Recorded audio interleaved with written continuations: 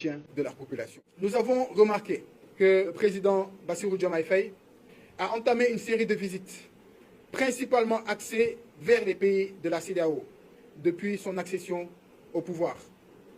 Et dans ces différentes visites, nous pouvons retenir dans son discours, consiste à vouloir faire revenir, dit-il, les pays de l'Alliance des États du Sahel dans la CEDEAO.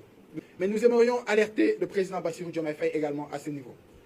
Nous aimerions lui dire que ces mêmes chefs d'État actuellement qui sont en train de l'exposer et de lui demander de faire revenir ces pays de l'Alliance des États du Sahel, ce sont ces mêmes chefs d'État qui se sont complotés pour mettre le Mali sous embargo. Ce sont ces mêmes qui se sont complotés pour fermer leurs frontières contre le Niger.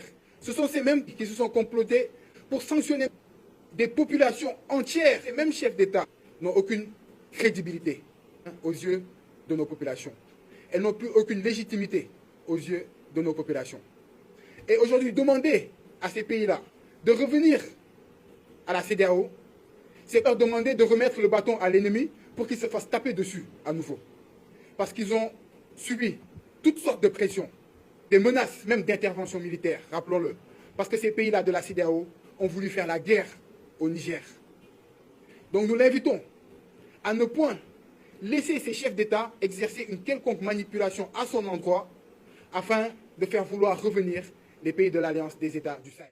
Il est clair que la CEDEAO demande à être réformée profondément. Mais sur qui faudrait-il compter pour réformer la CEDEAO? Est-ce qu'il faut compter sur Alassane Ouattara pour réformer la CEDEAO?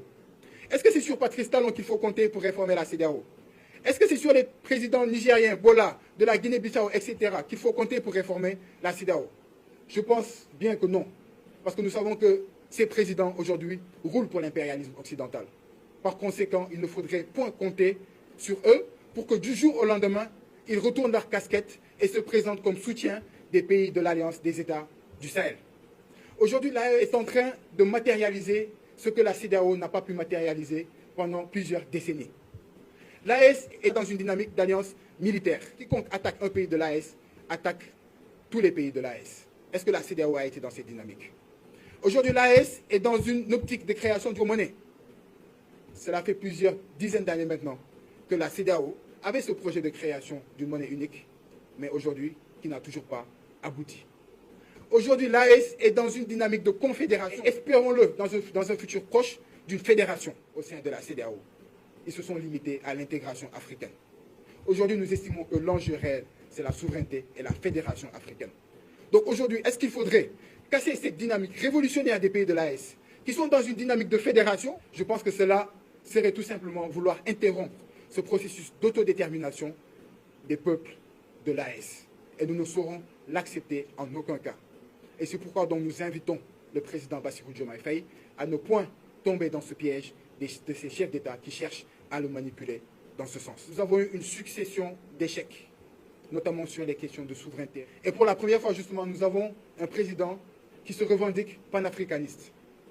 Donc ce président, aujourd'hui, il est source d'espoir.